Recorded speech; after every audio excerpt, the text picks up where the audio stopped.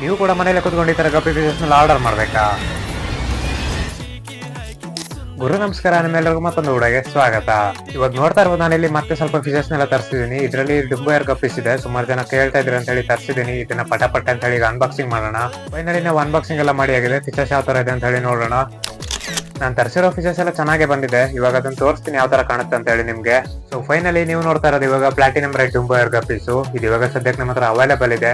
ಇದು ಇನ್ನು semi adult ಆಗಿದ್ರಿಂದ ಇದನ್ನು ಸ್ವಲ್ಪ ಕಮ್ಮಿ ಪ್ರೈಸ್ ಅಲ್ಲಿ ಸೇಲ್ ಮಾಡ್ತಾ ಇದ್ದೀನಿ.